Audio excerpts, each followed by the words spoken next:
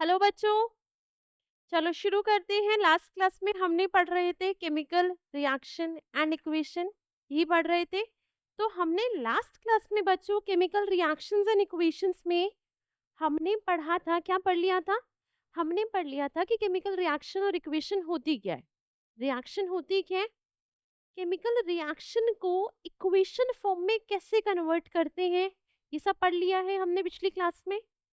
Then हमने पिछली class में ये भी पढ़ा कि अगर हमारे पास एक केमिकल इक्वेशन है, वो अनबैलेंस्ड फॉर्म होती है, तो उस इक्वेशन की बैलेंस्ड फॉर्म कैसे कन्वर्ट करते हैं। हमने बैलेंस्ड केमिकल इक्वेशंस के बारे में पढ़ा था। देन हमने पढ़ा कि बैलेंस्ड एंड अनबैलेंस्ड पढ़ के हमने पढ़ा कि जो एक रिएक्शन में इक्वेशन जो हमारी है, केमिकल इक्वेशन जो हमारी है, उसे बैलेंस करते कैसे हैं। मतलब हमने पढ़ी step of balancing of chemical equation, ये हमने लास्ट क्लास में पढ़ा था। देन हमने पढ़ा कि जो केमिकल इक्वेशन को बैलेंस कर दिया और उस इक्वेशन को मोर इन्फॉर्मेटिव कैसे बनाए। मतलब हम उस इक्वेशन में अगर मेरे पास रिएक्टेंट है, प्रोडक्ट है, तो उस इक्वेशन में जो रिएक्टेंट और प्रोडक्ट गिवन है आपको, उसके आप स्टेट कैसे मेंशन करो कि रिएक्टेंट कौन सी फिजिकल स्टेट में प्रेजेंट है। क्या वो सॉलिड स्टेट में प्रेजेंट है या बच्चा, क्या वो लिक्विड स्टेट में प्रेजेंट है, क्या वो सब्सटेंस आपका गैसियस फॉर्म में प्रेजेंट है। देन हमने ये पढ़ा। एक चीज हमने और डिस्कस की थी पिछली क्लास में, जाते जाते हमने डिस्कस कर लिया कि जो केमिकल इक्वेशन है उसको हम और इंफॉर्मेटिव कैसे बनाएं। जैसे हमने पढ़ा कि अगर किसी इक्वेशन में, किसी रिएक्शन में बच्चा यूज हो रहा है टेम्परेचर, कि रिएक्टेंट से प्रोडक्ट में जाने में उस रिएक्शन को हीट करना पड़ रहा है, तो उसका टेम्परेचर कहाँ मेंशन करोगे, प्रेशर कहाँ मेंशन करोगे, कैटलिस्ट कहाँ मेंशन करोगे। तो ये सब हम अपनी पिछली क्लास में ओवरऑल डिस्कस कर चुके हैं, राइट। सो आज की क्लास का जो टॉपिक हमें शुरू करना है, वो शुरू करना है टाइप ऑफ केमिकल इक्वेशन। क्या शुरू करना है? Type of chemical equation. So देखिए जरा, हमने लास्ट क्लास में जो पढ़ा उससे आगे डिस्कस करना शुरू कर देते हैं टाइप ऑफ केमिकल इक्वेशंस के बारे में। तो बच्चों देखो, अगर हम बात करते हैं केमिकल इक्वेशंस की, वो हमारे पास कौन कौन सी टाइप की इक्वेशंस हमारे पास होती हैं। सो जरा देखिए, हमारे पास कॉम्बिनेशन, हमारे पास कॉम्बिनेशन रिएक्शंस होती हैं। कॉम्बिनेशन रिएक्शंस होती है। हमारे पास डीकम्पोजिशन रिएक्शन होती है।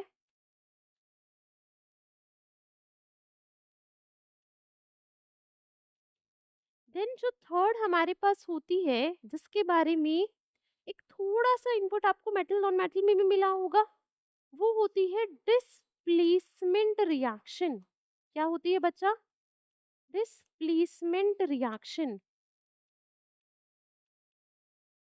इसी को हम बोलते हैं, एक और नाम सिंगल डिस्प्लेसमेंट रिएक्शन भी बोल दिया जाता है इसको। क्या दे देते हैं नाम? Single displacement reaction. देन जो फोर्थ आपको पढ़नी है, वो पढ़नी है डबल डिस्प्लेसमेंट रिएक्शन।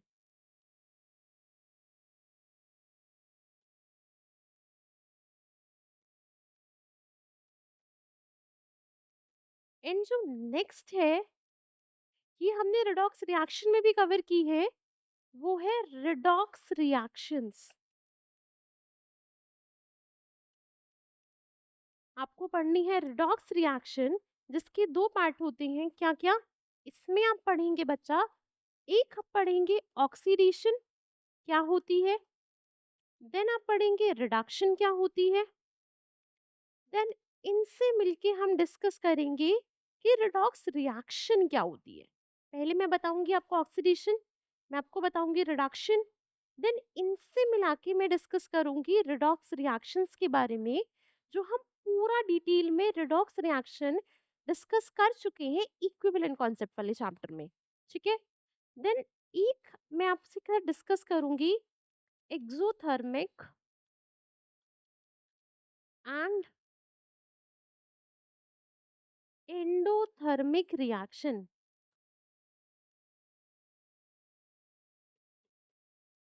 इसके साथ साथ हम एक और डिस्कस करेंगे, जब हम यहाँ पर डबल डिस्प्लेसमेंट पढ़ रही होंगी, हम यहाँ पर एक छोटा सा रिएक्शन डिस्कस करेंगे जिसको बोलते हैं प्रेसिपिटेशन रिएक्शन। इसी के अंदर हम डिस्कस करेंगे। एंड एक और रिएक्शन होता है न्यूट्रलाइजेशन रिएक्शन। हम ये सारी रिएक्शंस आज डिस्कस करने वाले हैं। तो ये सारी रिएक्शन जो है हम डिस्कस करेंगे in the topic of type of chemical reactions या टाइप ऑफ केमिकल इक्वेशंस। यही सारी रिएक्शन वन बाय वन हम डिस्कस करना शुरू करें। चलिए, सो देखिए, अगर हम पहली रिएक्शन की बात करें, तो देखो, हम जो डिस्कस करने वाले हैं कौन सी रिएक्शन स्टडी करेंगे, टाइप ऑफ केमिकल रिएक्शंस। उसमें जो पहला रिएक्शन हम स्टडी करेंगे, वो क्या स्टडी करेंगे, कॉम्बिनेशन रिएक्शन। पहला कौन सा रिएक्शन है, कॉम्बिनेशन रिएक्शन। सो देखो जरा, हो गए सेटल, करें शुरू। चलो, सो पहला जो टॉपिक है टाइप ऑफ केमिकल रिएक्शन का, कौन सा है, कॉम्बिनेशन रिएक्शन। अब देखो, नाम ही सजेस्ट कर रहा है कॉम्बिनेशन रिएक्शन, मतलब कोई चीज कंबाइन हो रही है ना। कॉम्बिनेशन का मीनिंग क्या होता है, कंबाइन। अब हमने जो पिछली क्लास में क्या डिस्कस किया था बताओ, कि रिएक्शन जब भी लिखते हैं इक्वेशन फॉर्म में रिप्रेजेंट करते हैं। जब इक्वेशन फॉर्म में रिप्रेजेंट करते हैं तो हमारे पास एक रिएक्टेंट होता है, एक हमारे पास प्रोडक्ट होता है, ये डिस्कस किया था। तो देखो, जब हम कॉम्बिनेशन रिएक्शन की बात करें तो मतलब इसमें क्या है, व्हेन टू और more substance combine to form a single product, क्या बनाते हैं ये, सिंगल प्रोडक्ट बनता है।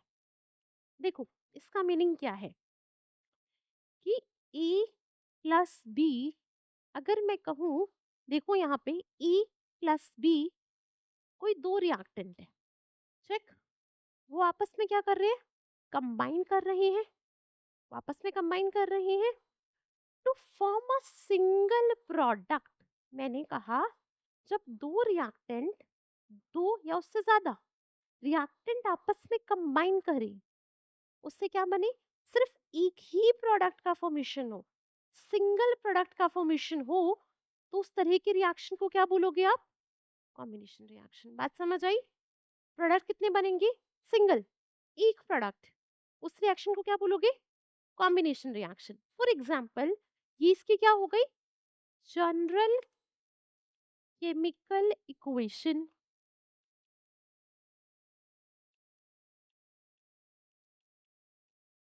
देखो जरा, हमारा ये क्या है बच्चा,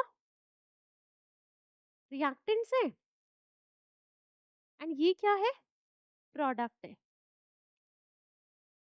देखो, एग्जाम्पल से सीखते हैं इसको और अच्छे से। देखो, अगर मैं बात करूं, कार्बन प्लस ऑक्सीजन क्या मिलता है, carbon dioxide, carbon dioxide gas मिलती है ना।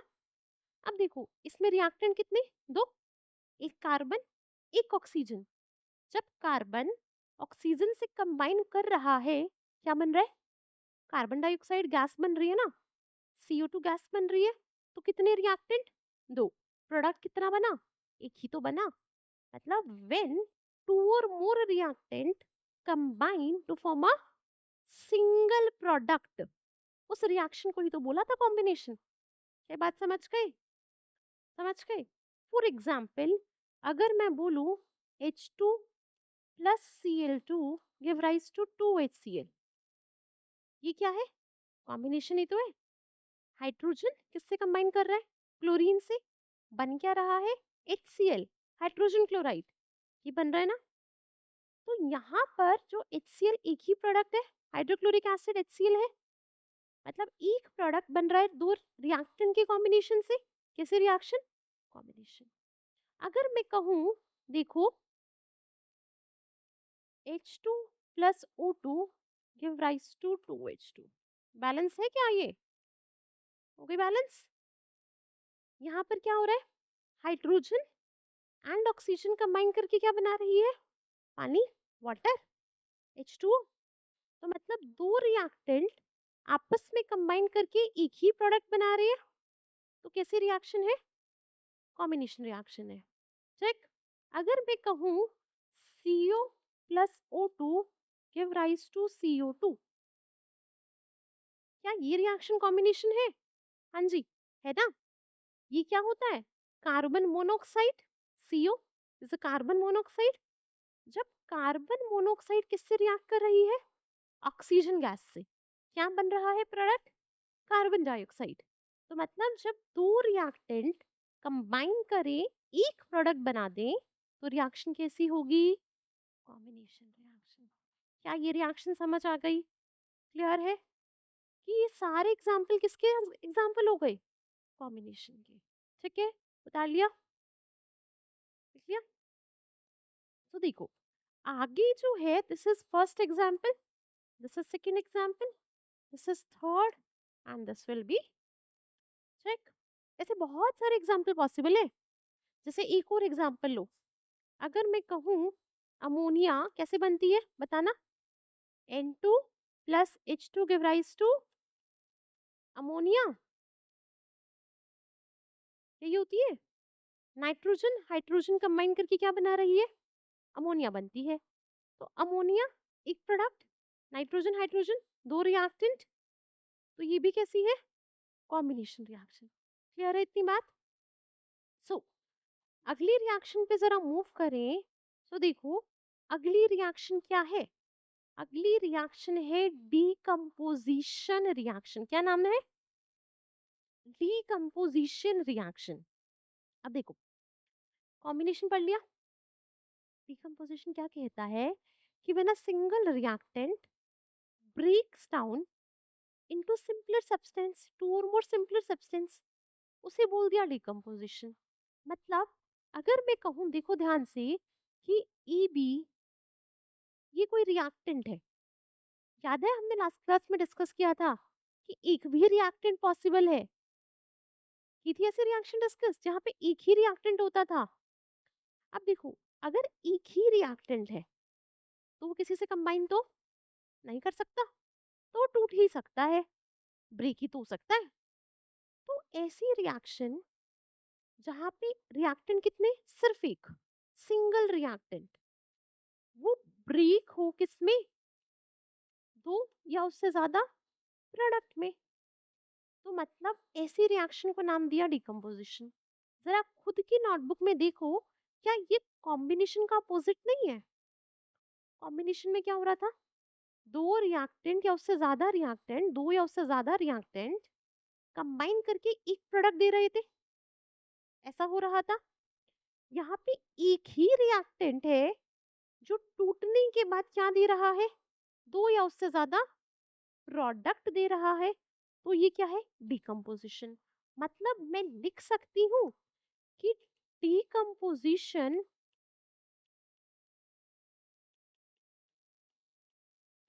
रिएक्शन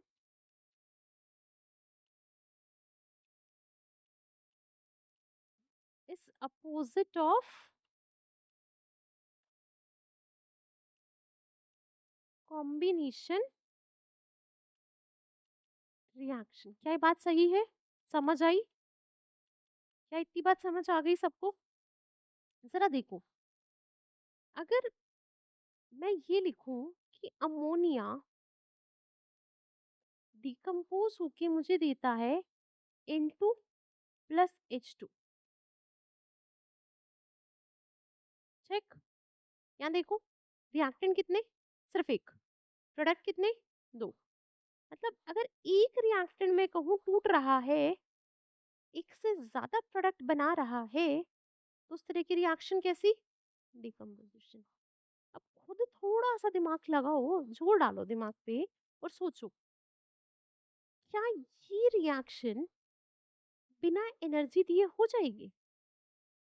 तुम्हें तो किसी चीज को तोड़ना है, बॉन्ड तोड़ना है। मतलब तुम्हें क्या करना है बच्चा, देखो, नाइट्रोजन हाइड्रोजन का बॉन्ड तोड़ना है, यही तोड़ना है ना। तुम थोड़ा सा सीखोगे ना, जब तुम्हें बॉन्डिंग पढ़ाएंगे तुम्हें स्ट्रक्चर आ जाएंगे बनाने। अभी के लिए बस इतना याद रखो, तुम्हें ये बॉन्ड तोड़ना है, नाइट्रोजन और हाइड्रोजन का बॉन्ड तोड़ना है। और क्या बनाना है, नाइट्रोजन नाइट्रोजन का बॉन्ड, हाइड्रोजन हाइड्रोजन। मतलब इस मॉलिक्यूल को तोड़ने के लिए आपको तो एनर्जी देनी पड़ेगी। बिना एनर्जी दिए क्या ये मॉलिक्यूल खुद में टूट जाएगा?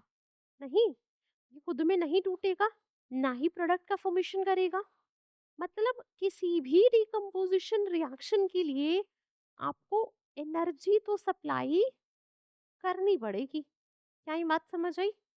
डिकम्पोजिशन रिएक्शन के लिए एनर्जी देनी पड़ती है, बिना एनर्जी के वो डिकम्पोजिशन रिएक्शन नहीं होती।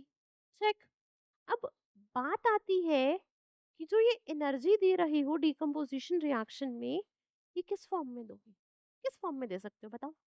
हीट कर सकते हो, इलेक्ट्रिक स्पार्क पास कर सकते हो, सनलाइट के प्रेजेंस में रख दो, है ना।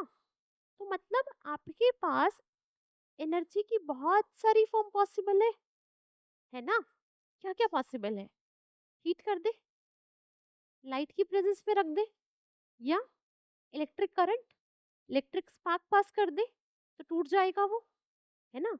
ये सारी चीजें पॉसिबल है। मतलब एनर्जी हमारे पास, हम कहें कि जो एनर्जी है इन डीकम्पोजिशन रिएक्शन,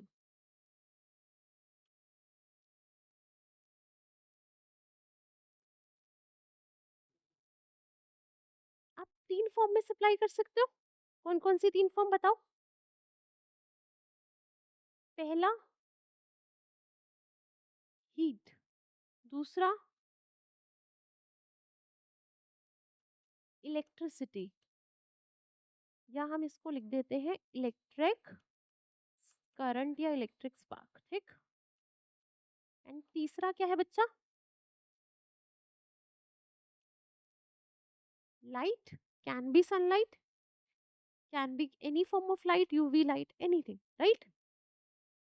अब देखो, इन 3 फॉर्म ऑफ एनर्जी के बेसिस पे मैं रिएक्शन के 3 टाइप लिख सकती हूँ। कौन कौन से? अगर मैंने एनर्जी हीट की फॉर्म में पास की तो वो रिएक्शन बोली जाती है थर्मल डिकम्पोजिशन। क्या बोली जाती है? थर्मल मतलब, पढ़ते हो ना, मैं तुमने वो चीज पढ़ी है कि metals are good conductor of heat. वो प्रॉपर्टी क्या कहलाती है उनकी? Thermal conductivity. ये कहलाती है ना थर्मल कंडक्टिविटी। तो मतलब जब भी हीट की बात आए तो वर्ड क्या? थर्मल। तो मतलब जब भी डिकम्पोजिशन रिएक्शन हीट की प्रेजेंस में हो, उसका नाम क्या दे देंगे आप? Thermal decomposition. बात समझे?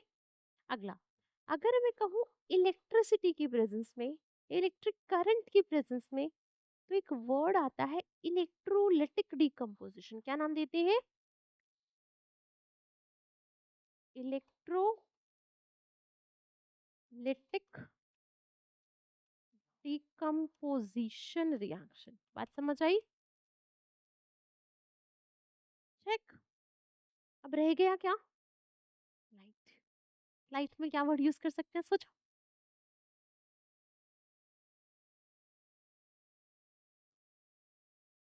फोटो इलेक्ट्रिक सुना है? Photo light. तो मतलब इसमें क्या होता है? Photolytic decomposition reaction.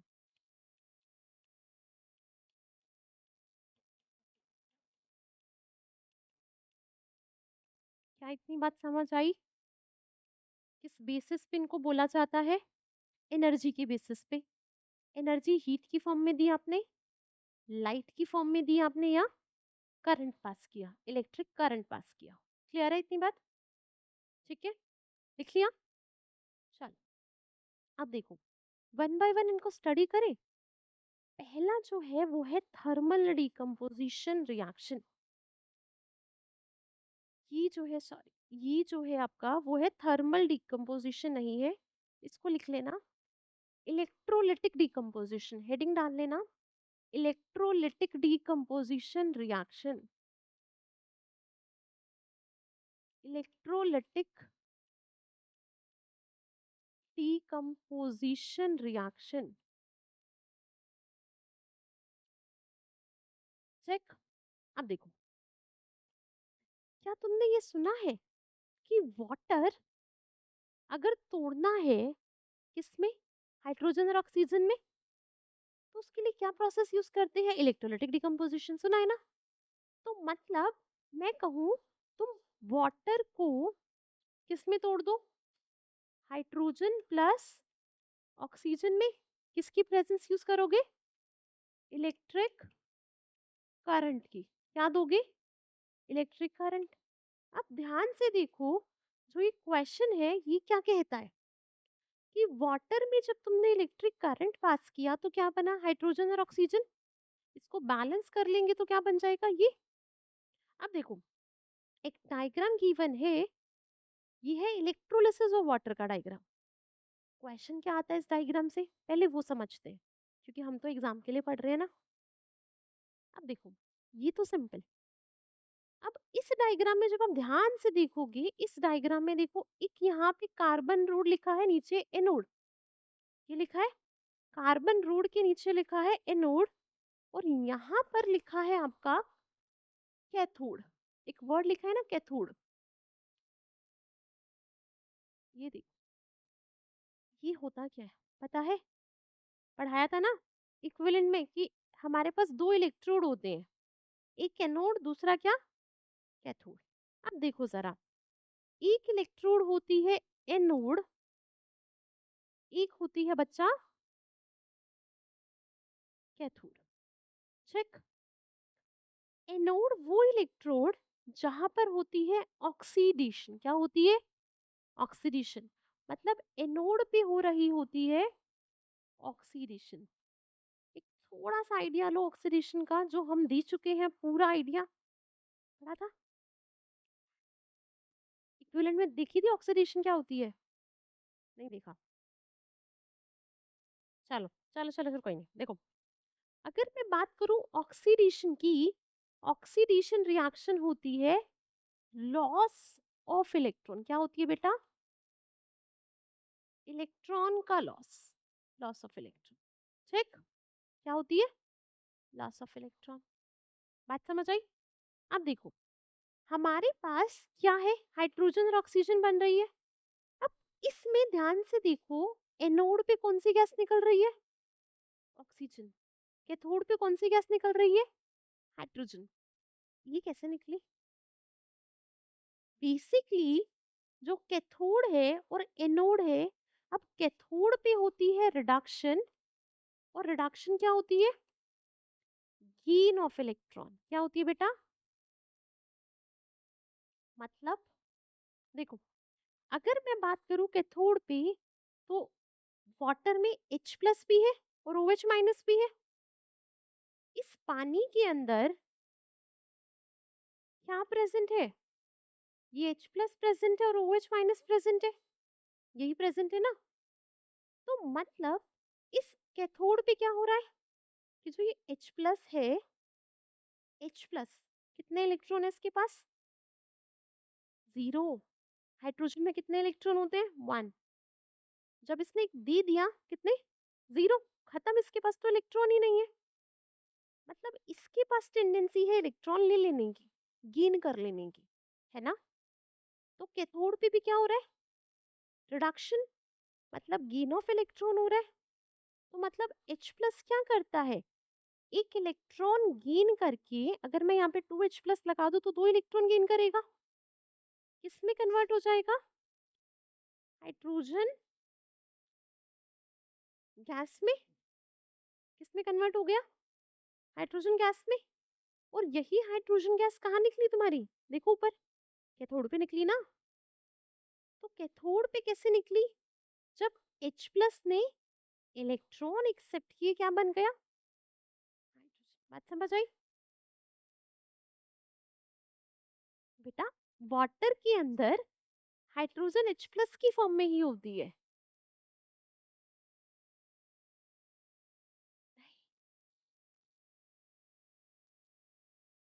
Basic medium में, एसिडिक में नहीं। ठीक है। वाटर आयनिक फॉर्म में ऐसे होता है, H प्लस और OH माइनस की फॉर्म में। ठीक। अब ये समझ आया। अब बात किसकी रह गई?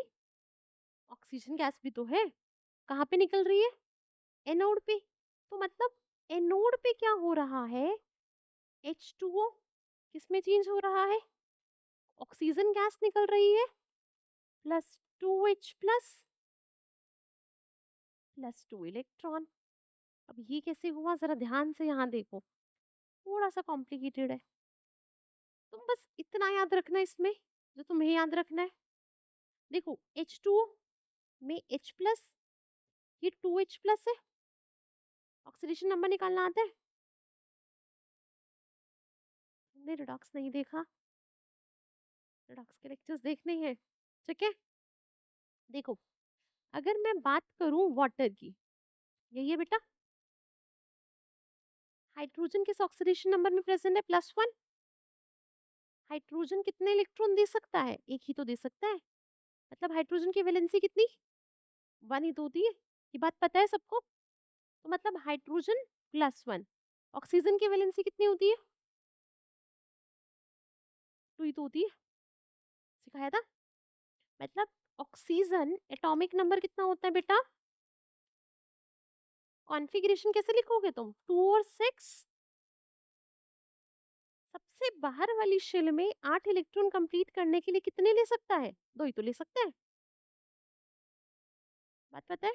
मतलब इस पे कितना चार्ज आता है? -2। लेना है ना, मतलब गेन करना है, एनायन बनाना है। कितना चार्ज आएगा? समझ गए? क्या ये बात समझे? अब देखो, मतलब यहाँ पर हाइड्रोजन +1 में, ऑक्सीजन -2 में। हाइड्रोजन मतलब 2 हाइड्रोजन +1 में थी, वो तो मैंने ऐसे लिख दी। इसका तो मैंने कुछ नहीं किया, मैंने सिर्फ इस O2 माइनस के साथ खेला। O2 माइनस ऑक्सीजन पे 2 यूनिट का नेगेटिव चार्ज है। जब मैंने कहा ये वापस दे दे, 2 इलेक्ट्रॉन बाहर निकाल दो, तो न्यूट्रल बन जाएगी। O2 बन गई। और O की फॉर्म में तो नहीं लिख सकते, इसे एटॉमिक फॉर्म में तो नहीं लिख सकते। किस फॉर्म में एग्जिस्ट करती है नेचर में ऑक्सीजन? O2 की फॉर्म में। O2 ही तो मिलती है। कितने ऑक्सीजन एटम थे यहाँ पे? तो बैलेंस करने के लिए किससे मल्टीप्लाई कर दिया? इसको अगर आप ऐसे भी लिख सकते हो, सारा पूरी रिएक्शन को 2 से मल्टीप्लाई करोगे तो क्या हो जाएगी? 2H2O give rise to O2 plus 4H plus plus 4 electron. क्या ये बात समझे? ऐसे भी लिख सकते हैं, ऐसे भी लिख सकते हैं। क्लियर है इतनी बात? समझ गए? ऐसे भी लिख सकते हैं, 2 ऑक्सीजन। चेक। क्या क्लियर है इतनी बात? ये क्लियर है इलेक्ट्रोलिटिक डिकम्पोजिशन ऑफ वाटर। अब तुमसे क्वेश्चन क्या पूछा जाएगा, ध्यान से देखो यहाँ, कि आपका एनोड पे कौन सी गैस निकली, तो क्या बताओगे? ऑक्सीजन। पूछा जाएगा क्या हो रहा है एनोड पे ऑक्सीजन निकलने के लिए? ऑक्सीडेशन। कैथोड पे क्या हो रहा है? कौन सी गैस निकल रही है? क्या ये बात याद रहेगी? ये इक्वेशंस भी याद रखना, क्योंकि तो कई बार क्वेश्चन में इक्वेशन भी पूछ लेता है। रख लोगे याद? समझ आई इक्वेशन लिखनी? दोबारा बताऊं? देखो, 2 इलेक्ट्रॉन।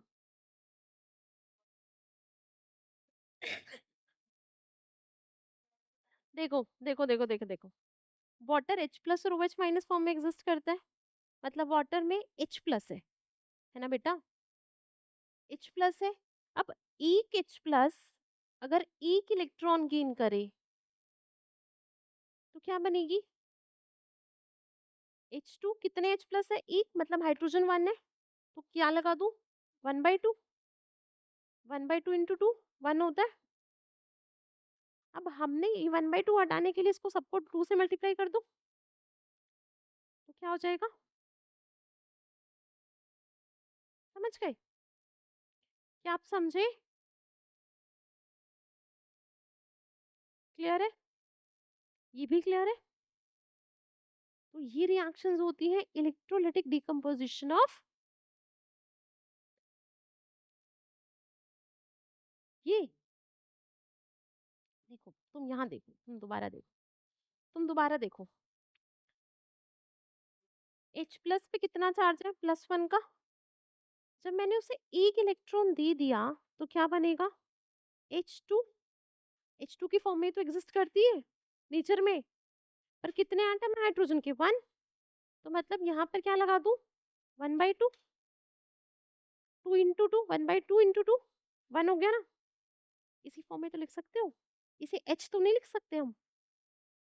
अब हमने ये हटाना है तो 2 से पूरी रिएक्शन को मल्टीप्लाई कर दो, क्या हो जाएगा? आगे समझ?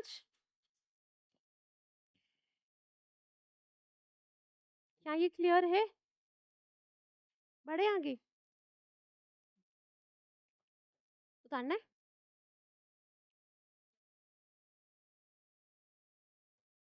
ये चीज देखो।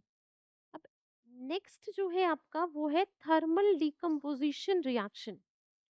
क्या है? Thermal decomposition reaction. अब देखो, थर्मल डिकम्पोजिशन का मीनिंग क्या? हीट की प्रेजेंस में।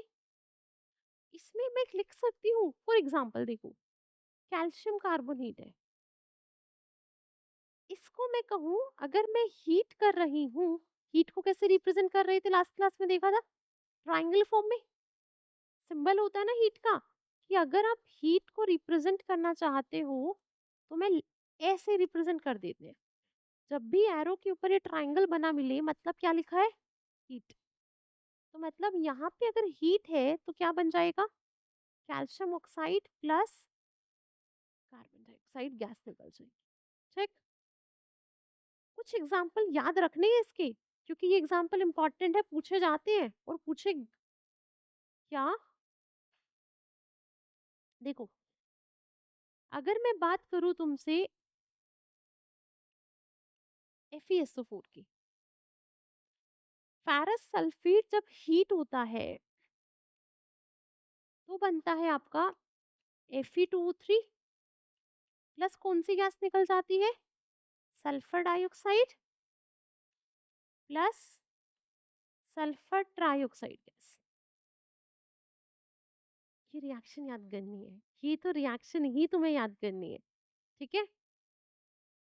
एक बहुत इंपॉर्टेंट रिएक्शन पूछी गई है, पोटेशियम क्लोरेट KClO3 जब डिकम्पोज होता है तो बनता है क्या? KCl plus oxygen. इसको बैलेंस करोगे? ठीक है।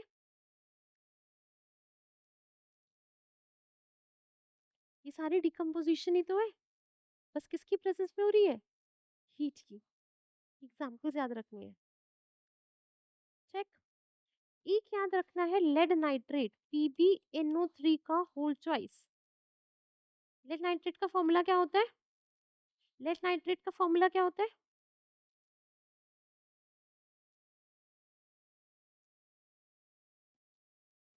मैंने लिख रखा है, ये पता है ना कैसे आता है?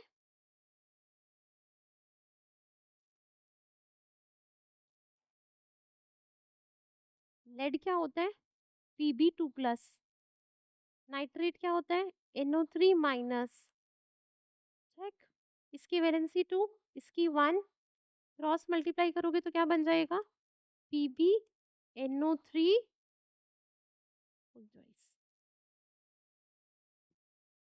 किया था ना? सबसे पहली क्लास याद करो एटम मॉलिक्यूल्स की, है ना? मैंने सिखाया था सब कुछ तुम्हें, तुमने प्रैक्टिस नहीं की।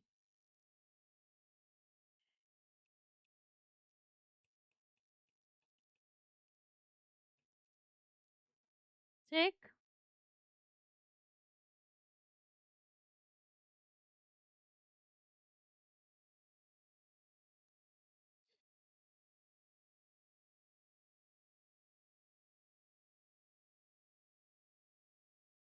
ये सारे एग्जाम्पल वन बाय वन याद रख लेना। First example, second, third and fourth. ठीक है, क्या याद रहेंगे? ये क्वेश्चन भी पूछा गया है एक बार, और ये भी। आपकी वर्कशीट जो दी है उसमें भी क्वेश्चन है ऐसे। ठीक है, अगला देखो, फोटोलिटिक डिकम्पोजिशन रिएक्शन। फोटोलिटिक में क्या होता है? लाइट की प्रेजेंस में, है ना?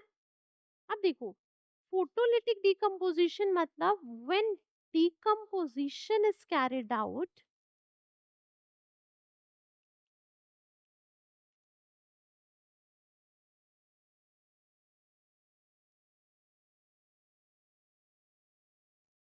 in presence of light।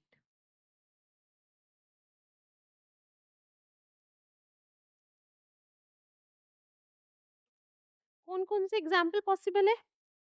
देखो, सिल्वर क्लोराइड जो होता है, EgCl, जब इसको लाइट की प्रेजेंस में, सनलाइट की प्रेजेंस में रखते हो, लाइट, तो क्या बनता है? सिल्वर मेटल मिल जाती है और क्लोरीन गैस निकल जाती है। चेक, इसको बैलेंस करोगे, हो गई बैलेंस। ये किसकी कलर की होती है? ग्रेइश होती है, ग्रेइश वाइट सी होती है। ठीक, सिमिलरली अगर आप लेड ब्रोमाइड को लाइट की प्रेजेंस में रखते हो, तो क्या मिलेगा? Silver plus bromine. Bromine liquid होती है। चेक, ब्रोमीन, ये सब चीजें यूज होती है, इनका एप्लीकेशन होता है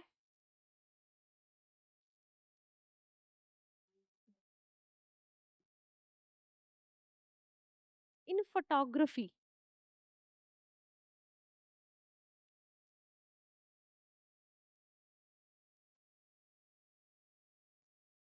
ठीक है, ये जो रिएक्शन लिखवा रही हूँ ना, एग्जाम में यही पूछी जाती है। अगर तुमने ये रिएक्शन भी याद कर ली ना, इस चैप्टर का क्वेश्चन हो जाएगा तुम्हारा। क्लियर है? यही क्वेश्चन आते हैं इस चैप्टर से, इसी की रिएक्शन पूछी जाती है। ये बात समझ आ गई? तो हमने डिकम्पोजिशन पढ़ ली।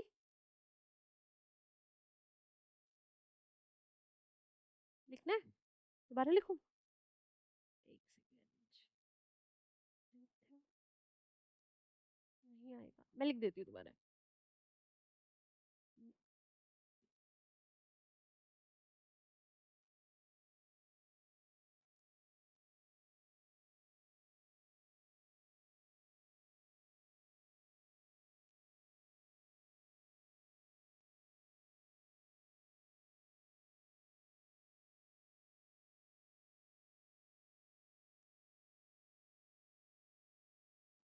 Check, done.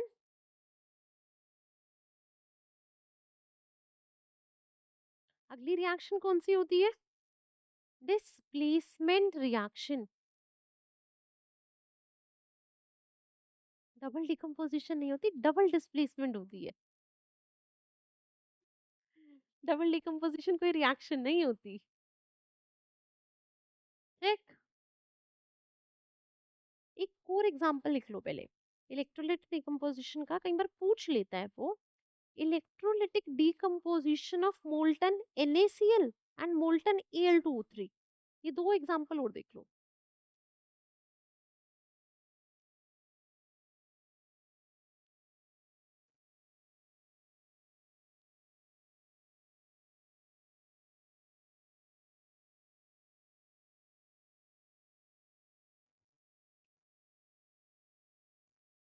देखो, NaCl की अगर मैं बात करूं, नेचर में Na प्लस और Cl माइनस, यही होता है। NaCl में क्या होता है? Na प्लस और Cl माइनस। सेम रिएक्शन वैसे ही है जैसे हमने वाटर का किया। देखो, अगर मैं बात करूं एट एनोड, एनोड पे क्या होनी होती है? ऑक्सीडेशन। क्या होती है बेटा? ऑक्सीडेशन। इन ऑक्सीडेशन क्या होती है? Loss of electron. Na plus में तो ऑलरेडी इलेक्ट्रॉन की कमी है, तो ये तो ऑक्सीडेशन नहीं कर पाएगा, तो कौन करेगा? Cl minus. अगर ये Cl माइनस एक इलेक्ट्रॉन लूज कर दे तो क्या बनेगी? क्लोरीन। Cl2 की फॉर्म में बनता है। अब देखो ध्यान से, अगर मैं कहूँ एक Cl माइनस इलेक्ट्रॉन कितने लूज करेगा? 1। दो कितने करेंगे? 2। मतलब 2 Cl माइनस जब क्लोरीन बना रहे हैं तो कितने इलेक्ट्रॉन लूज किए? समझे? तो एनोड पे क्या बना? Chlorine gas. एनोड पे क्या बना? चेक। और कैथोड पे क्या बनेगा? कैथोड पे क्या होगी? रिडक्शन। तो Na प्लस, इसमें इलेक्ट्रॉन की कमी है, एक इलेक्ट्रॉन की कमी है, एक यूनिट ऑफ पॉजिटिव चार्ज है, तो जब इसने एक इलेक्ट्रॉन गेन कर लिया तो क्या बना दिया? Sodium metal. तो आपसे पूछा जाए कैथोड पे क्या बना? सोडियम। एनोड पे क्या बना? Chlorine gas. चेक। क्या याद कर लोगे? क्या समझ लोगे? अभी समझ आया? अगर आपसे पूछा जाए, देखो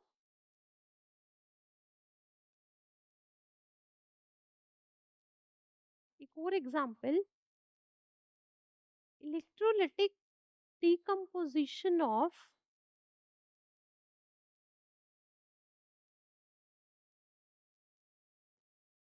molten aluminium oxide Al2O3। देखो, जो ये Al2O3 है, एल्यूमिनियम किस फॉर्म में है? यहाँ पे +3। ये बात पता है? देखो कैसे निकालेंगे, यहाँ देखो,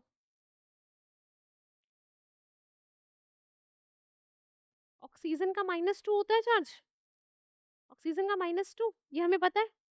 कितने एल्यूमिनियम में? 2, तो 2x मान लो। निकालना है ना एल्यूमिनियम कितना है? 2x।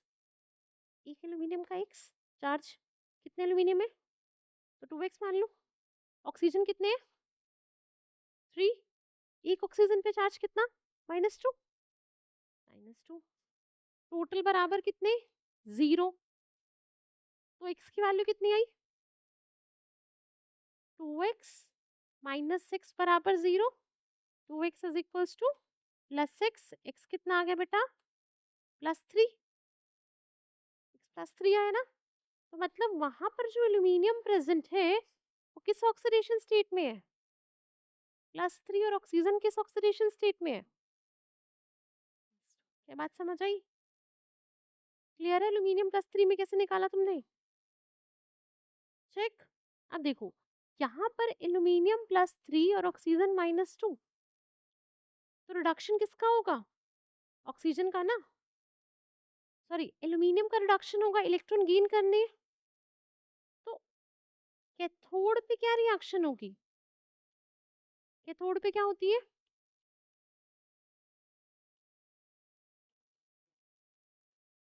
Reduction is the gain of electron. मतलब एल्यूमिनियम 3+ ही गेन करेगा। तो जो ये एल्यूमिनियम 3+ है, कितने इलेक्ट्रॉन गेन करे? कितने यूनिट ऑफ पॉजिटिव चार्ज है इसके पास? 3 है ना, तो 3 ही गेन कर लेगा। मतलब प्लस कितने इलेक्ट्रॉन?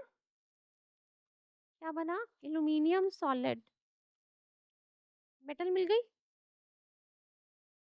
और हमारा एनोड पे क्या हो रहा है? ऑक्सीडेशन। क्या बोलते हैं? O2 माइनस है, कितने इलेक्ट्रॉन लूज करेगा? 2। 2 यूनिट ऑफ नेगेटिव है। एक ऑक्सीजन 2 लूज करता है, मैं कहूँ 2 ऑक्सीजन है तो कितने लूज करेगा? 4। 4 इलेक्ट्रॉन। और क्या बन गई? ऑक्सीजन। यस, समझ गए? एक O2 माइनस 2 करेगा, क्योंकि 2 यूनिट ऑफ नेगेटिव है ना, 2 है तो कितने करेगा? 4। 4 इलेक्ट्रॉन। और बनेगी क्या? ऑक्सीजन। इसमें भी क्या पूछा जाएगा, एनोड पे क्या बना और कैथोड पे क्या बना। क्लियर है। जब भी आपसे इलेक्ट्रोलाइटिक डिकम्पोजिशन का क्वेश्चन करेगा तो आपसे क्या करेगा, एनोड पे क्या निकलेगी और कैथोड पे क्या बनेगा। क्लियर है। ये हो गया हमारा क्या, डिकम्पोजिशन रिएक्शन। अगला क्या है हमारा,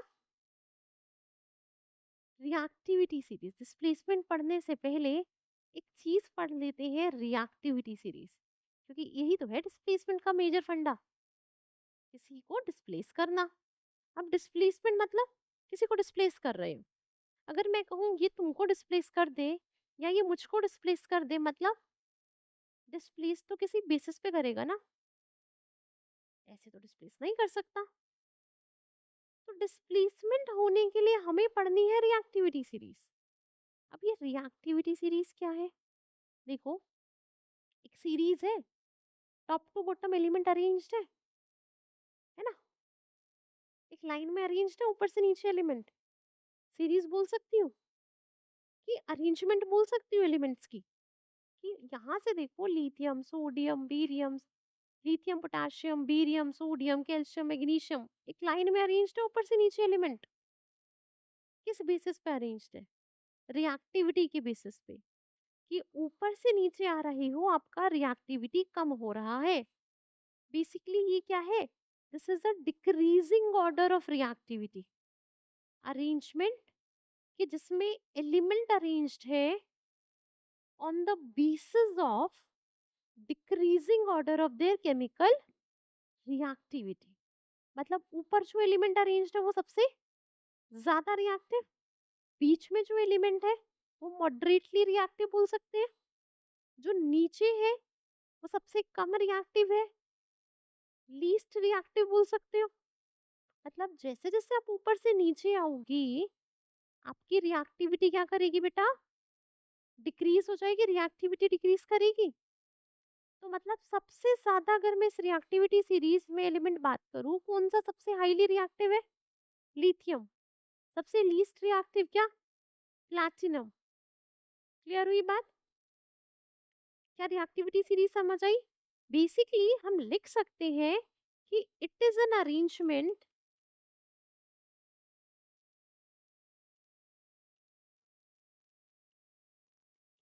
of elements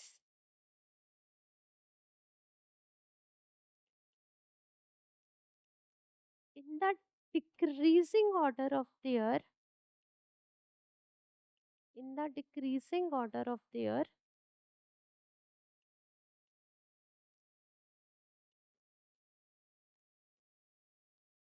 chemical reactivities।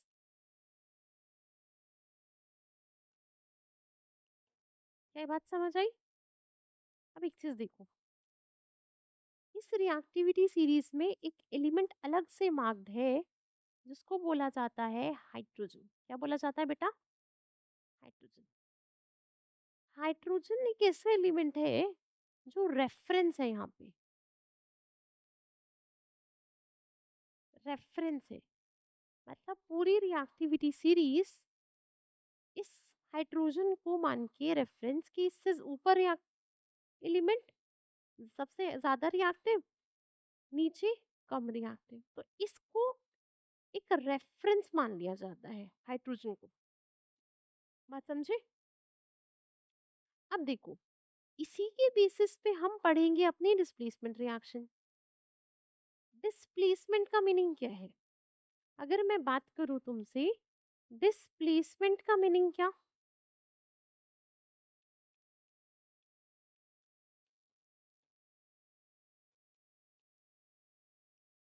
कोई ज्यादा रिएक्टिव किसी लेस रिएक्टिव को डिस्प्लेस कर रहा होगा। अगर मैं तुमसे बात कहूं, ध्यान से देखो, क्या यहाँ पर अगर मैं ये दो एलिमेंट लूं, जिंक और आयरन, अब मुझे बताओ इन्हें देख के कौन ज्यादा रिएक्टिव है, जिंक। आयरन कम रिएक्टिव है। तो मतलब zinc is more reactive than iron. Check. अच्छा तुम मुझे बताओ, अगर सोडियम की बात करें, आयरन की बात करें, जिंक की बात करें और कॉपर की बात करें, क्या आप इन्हें रिएक्टिविटी सीरीज में रिएक्टिविटी की ऑर्डर में लिख सकते हो? कौन सा ज्यादा रिएक्टिव है? सोडियम। सोडियम सबसे ज्यादा। देन देन देन तो मतलब रिएक्टिविटी सीरीज हमें समझ आती है कि ये जो है, ये क्या है कि सोडियम सबसे ज्यादा रिएक्टिव रिएक्टिविटी सीरीज के अकॉर्डिंग ट्रेंड है। इन मेटल्स का मैं कह सकती हूँ कि जिंक मेरा आयरन से ज्यादा रिएक्टिव है, आयरन कॉपर से ज्यादा रिएक्टिव है, कह सकती हूँ ना। सोडियम जिंक से भी ज्यादा रिएक्टिव है, पॉसिबल। ठीक। अब देखो, इस पढ़ाई क्यों मैंने, क्योंकि मुझे यूज करनी है अब डिस्प्लेसमेंट में। डिस्प्लेसमेंट क्या होती है? कहता है जब एक मोर रिएक्टिव एलिमेंट एक लेस रिएक्टिव एलिमेंट को उसके सॉल्ट सॉल्यूशन से डिस्प्लेस कर दे, उसको बोलते हैं डिस्प्लेसमेंट। मतलब क्या? देखो, मैं कहूँ कोई मेटल एम है, चेक। एक एम मेटल किसी दूसरी मेटल का सोल्यूशन ले लो, एन एक्स। लेट सपोज ये सोल्यूशन है, एन मेटल का सॉल्ट सोल्यूशन है। तो ये मेटल एम मैं कहूँ कि ये metal M is more reactive than N. अगर ये ज्यादा रिएक्टिव है मतलब इसको डिस्प्लेस कर देगा, इसको डिस्प्लेस करके इसकी जगह ले लेगा। इसकी जब इसने जगह ले ली मतलब एम ने एन की जगह ले ली, एम एक्स बन गया, प्लस मेटल बाहर निकल गई, एन। ये कब पॉसिबल हुआ? जब एम ज्यादा रिएक्टिव थी एन से। अगर एम कम रिएक्टिव होती एन से तो ये रिएक्शन पॉसिबल नहीं होती। ये बात समझे? फॉर एग्जाम्पल देखो, अगर मैं कहूँ जिंक, चेक, इसको कहूँ तुम कॉपर सल्फेट के सोल्यूशन में डाल दो। अब मुझे बताओ कौन सी मेटल ज्यादा रिएक्टिव है जिंक और कॉपर से? जिंक। मतलब जिंक मेटल कॉपर से ज्यादा रिएक्टिव है तो क्या कर देगी? कॉपर को डिस्प्लेस, जिंक सल्फेट बन जाएगा और कॉपर मेटल। क्या ये बात समझ आई? क्लियर है? अब तुम मुझे बताते जाओ, क्या ये रिएक्शन पॉसिबल है?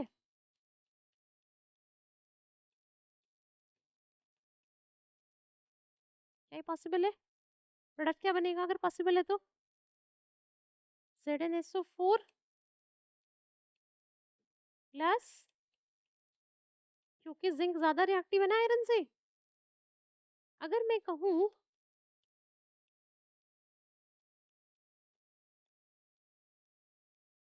क्या ये पॉसिबल है? आयरन ज्यादा रिएक्टिव है कॉपर से, तो मतलब क्या बन जाएगा? कॉपर। ठीक।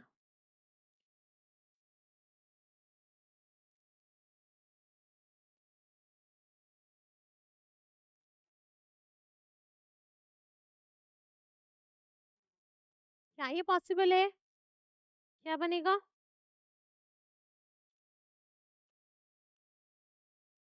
सिल्वर मेटल बाहर निकल जाएगी।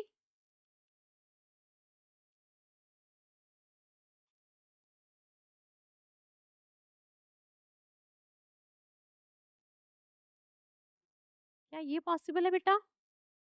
हाँ जी बताइए। सबको समझ आया कि सिल्वर बेटा कम रिएक्टिव होती है आयरन से, तो सिल्वर आयरन को डिस्प्लेस, मतलब यहाँ पे क्या लिख देंगे आप? No reaction. जब यहाँ नो रिएक्शन लिखा मिले मतलब वो रिएक्शन नहीं हो सकती। चेक। क्या ये रिएक्शन पॉसिबल है?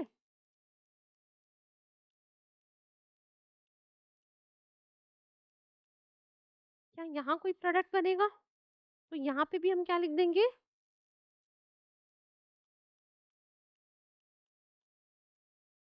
Got it? सिंगल डिस्प्लेसमेंट समझ आ गई? डिस्प्लेसमेंट समझ आई ना ये? ये रिएक्शन होती क्या है, क्लियर है? तो इसमें बेसिकली फंडा क्या है रिएक्टिविटी का।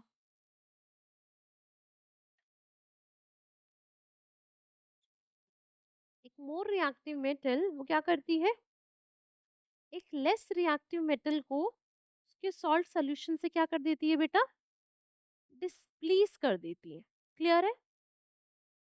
लिख लिया सबने?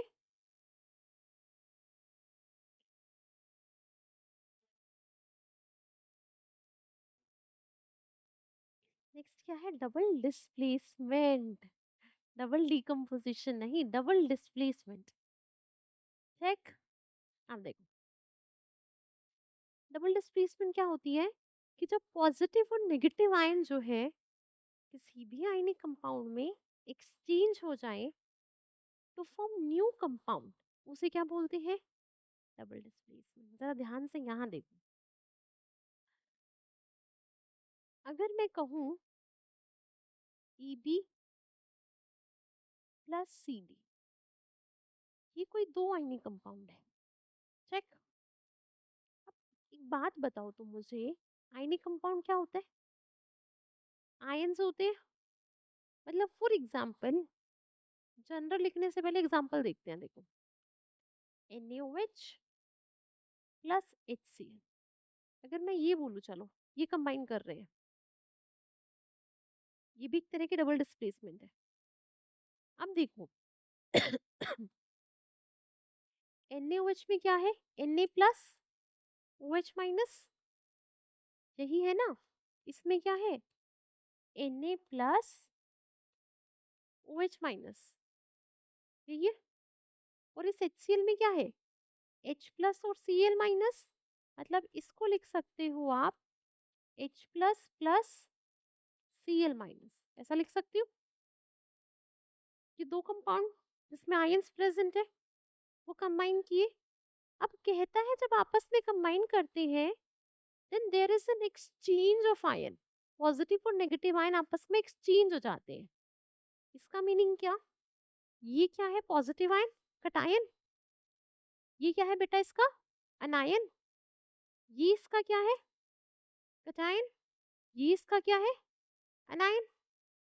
तो इसका कटायन इसके अनायन के साथ जाके जुड़ जाता है, इसका कटायन दूसरे वाले के अनायन के साथ जाके जुड़ गया, तो क्या बना NaCl। बात समझे? और इसका अनायन इसके कटायन से जुड़ गया।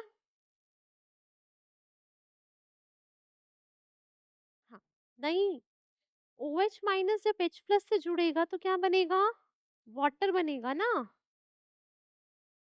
वाटर बन जाएगा ना। समझे, ये वाटर बन जाएगा ना बेटा। क्लियर हुई बात? मतलब हमेशा एक चीज मुझे समझानी थी, कटायन पहले लिखते हैं अनायन बाद में। तो मतलब यहाँ पे मैं कहूँ E plus B minus C plus D minus, तो जनरल में कैसे बनेगा, E प्लस किससे कंबाइन करेगा, D से, मतलब बन जाएगा क्या ED प्लस CB।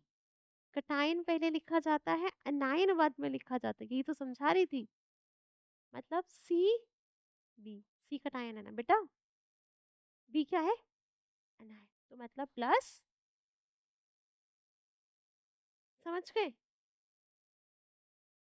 कोई भी आयनिक कंपाउंड देख लो, फॉर एग्जाम्पल NaCl, कैसे लिखते हो Na plus Cl minus, KCl कैसे लिखते हो की प्लस Cl माइनस, हमेशा कटायन पहले लिखते हो और अनायन बाद में। क्या याद रहेगी बात, इतनी बात याद रहेगी, क्या ये समझ आ गया? अब देखो ये एग्जाम्पल किसका था, डबल डिस्प्लेसमेंट का, और इसी को बोला जाता है,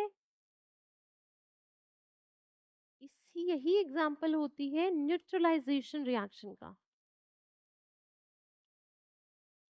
अभी और एग्जाम्पल करेंगे। देखो न्यूट्रलाइजेशन क्या होती है, न्यूट्रलाइजेशन रिएक्शन वो रिएक्शन जहाँ क्या करता है, एक एसिड एक बेस से कंबाइन करके क्या बना लेता है बेटा, plus water, salt plus water बन जाता है। तो मतलब यहाँ पर एसिड और बेस कंबाइन करके सोल्ट प्लस वाटर बनाते हैं। ये क्या है न्यूमिच, HCl क्या है, acid plus base give rise to NaCl। क्या होता है बेटा, सोडियम क्लोराइड, सॉल्ट होता है ना ये, प्लस वाटर। बात समझ गए, क्या बात समझ आई? ये न्यूट्रलाइजेशन का भी एग्जाम्पल है और डबल डिस्प्लेसमेंट का भी। इतनी बात समझ आई? अब देखो हटा दो, इसी में एक चीज देखो, अगर मैं एक एग्जाम्पल लिखूं,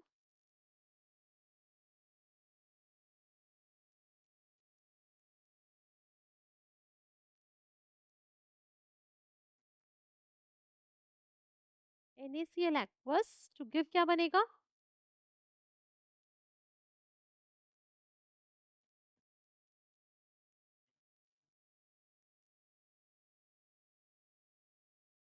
ये।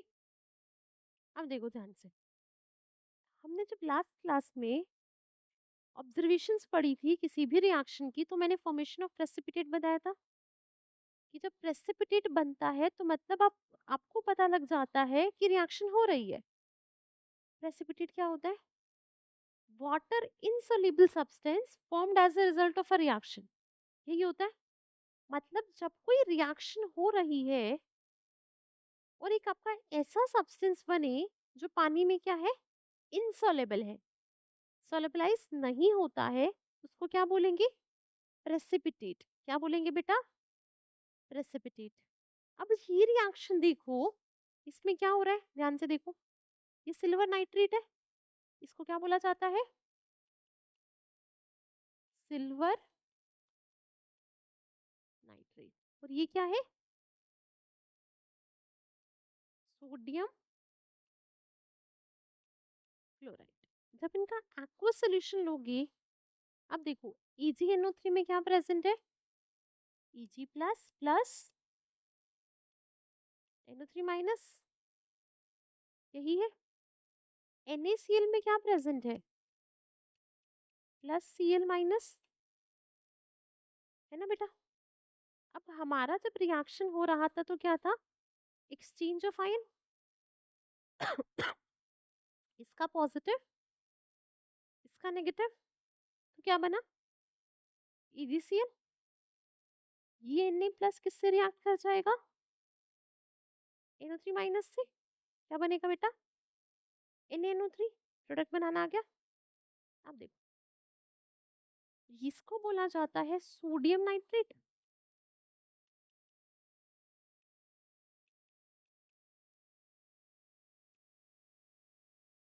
चेक, ये वाटर में सोलेबलाइज हो जाता है, लेकिन ये होता है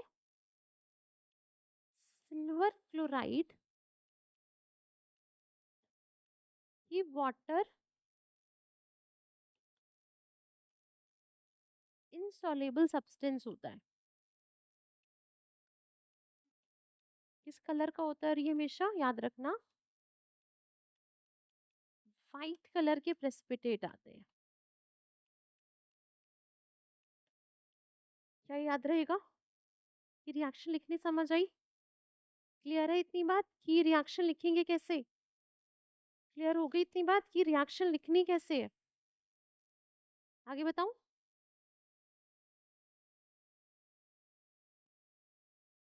ये प्रेसिपिटेशन का एग्जांपल हो गई ना, मतलब ये रिएक्शन एग्जांपल हो गई प्रेसिपिटेशन का। और ये कैसी रिएक्शन है, एक डबल डिस्प्लेसमेंट है। ऐसा नहीं है कि हर डबल डिस्प्लेसमेंट प्रेसिपिटेशन हो, हमने देखा ना वो न्यूट्रलाइजेशन तो प्रेसिपिटेशन थी ही नहीं, मतलब हर डबल डिस्प्लेसमेंट प्रेसिपिटेशन नहीं होती, प्रेसिपिटेशन इज डबल डिस्प्लेसमेंट। ये बात समझ गए, पिछली न्यूट्रलाइजेशन पढ़ी, पढ़ी ना? क्या वहाँ कोई प्रेसिपिटेट बन रहा था? मतलब हर डबल डिस्प्लेसमेंट प्रेसिपिटेशन। समझ आ गई बात? क्या ये एग्जाम्पल लिख लिया सबने? अब देखो, अगर मैं कहूँ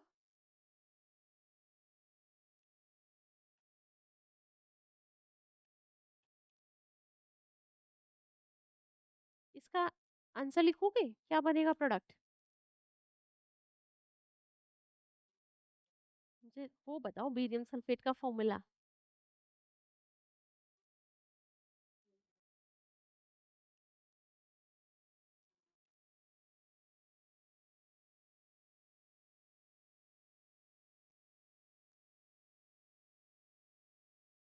है ना? क्या सबको समझ आ गई? ये रिएक्शन में क्या है ये देखो, ये क्या है? बेरियम क्लोराइड है। किससे रिएक्ट कर रहा है? सोडियम सल्फेट से। क्या बन रहा है? Barium sulphate. ये व्हाइट प्रेसिपिटेट, ये भी किस कलर के होते हैं? कलर याद करना जरूरी है। व्हाइट पीपीटी आते हैं बेटा। एंड ये क्या है? सोडियम।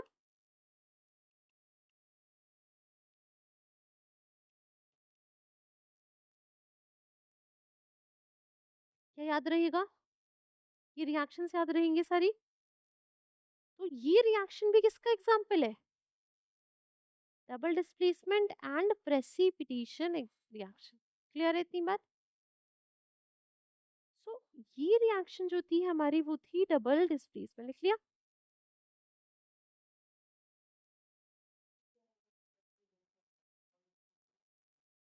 आपको देगा क्वेश्चन, पता है कैसे देगा? कि ना आपको दो रिएक्टेंट है वो कंबाइन कर रहे हैं to form the white colour PPT. फिर आपको दे देगा कि रिएक्टेंट बता दो। ऐसे क्वेश्चन देगा, प्रैक्टिस करते हैं। देखो आपके पास जो होगी ना डीपीपी, उसमें भी क्वेश्चन होंगे ऐसे। मैंने जो वर्कशीट, अगला देखो, ऑक्सीडेशन एंड रिडक्शन रिएक्शन। इसके इसी से मिला के हमें पढ़नी है रिडॉक्स रिएक्शन। अभी देखो, हमने ऑक्सीडेशन का एक छोटा सा आइडिया तो ले लिया जब हमने इलेक्ट्रोलाइटिक किया। देखो, ऑक्सीडेशन क्या होती है? तीन डेफिनेशन बोली जाती है ऑक्सीडेशन रिएक्शन की। कौन कौन सी? ऑक्सीडेशन बोला जाता है एडिशन ऑफ ऑक्सीजन। क्या बोला जाता है? एडिशन ऑफ ऑक्सीजन या रिमूवल ऑफ हाइड्रोजन।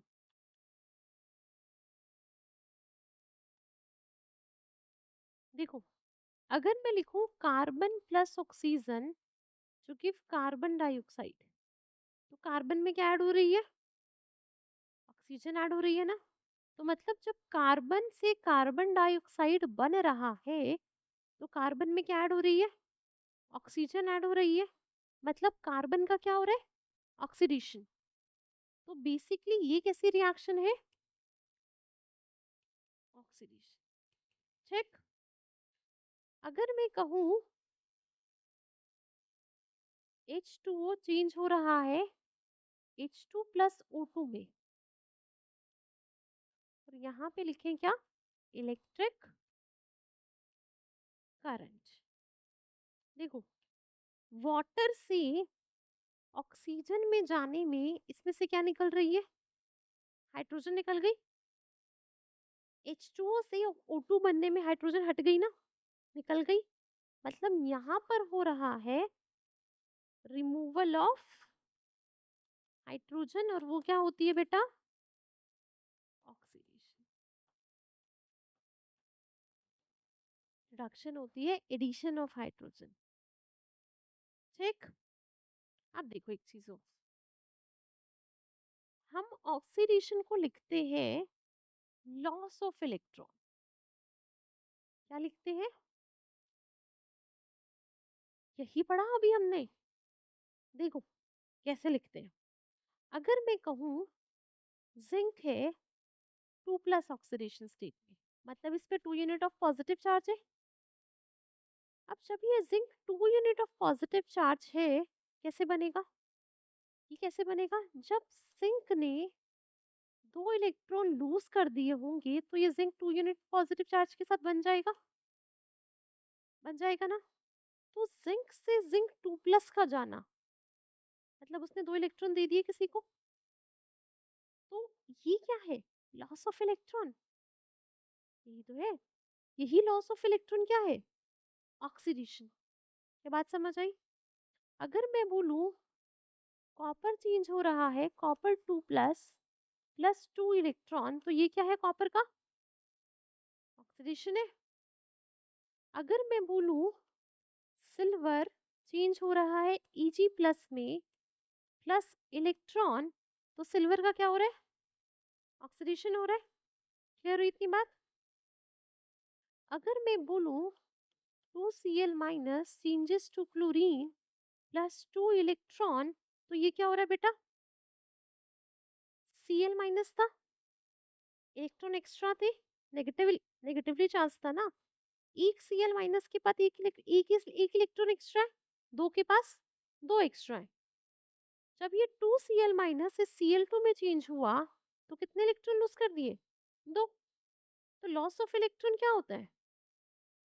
तो लॉस ऑफ इलेक्ट्रॉन भी क्या कहलाएगा? ऑक्सीडेशन। बात समझे? क्या ये समझ गए ऑक्सीडेशन क्या है? अगर मैं कहूँ, अब खुद सोचो, अगर oxidation is addition of oxygen, तो रिडक्शन क्या होगा? Addition of hydrogen. अगर ऑक्सीडेशन रिमूवल ऑफ हाइड्रोजन है तो रिडक्शन क्या होगा? Removal of oxygen. अगर ऑक्सीडेशन लॉस ऑफ इलेक्ट्रॉन है तो रिडक्शन क्या होगा? Gain of electron. समझे? क्या लिख लिया? तो मतलब अगर ये ऑक्सीडेशन ये है तो रिडक्शन को हम पहले कैसे लिख सकते हैं? हाइड्रोजन का ऐड होना, addition of hydrogen.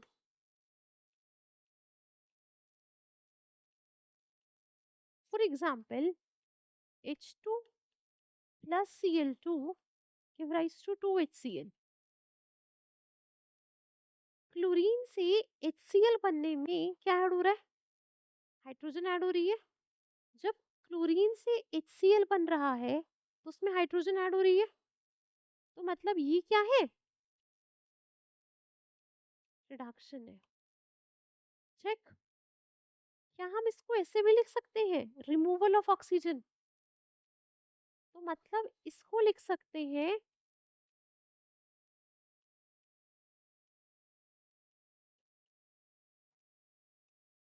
For example, वही वाला एग्जाम्पल ले लो।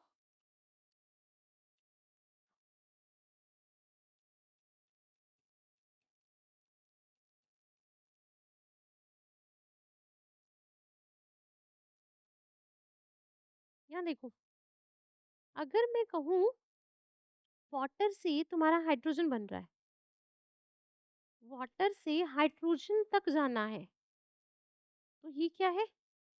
रिमूवल किसका है? ऑक्सीजन का रिमूवल है। और रिमूवल ऑफ ऑक्सीजन क्या होता है? रिडक्शन।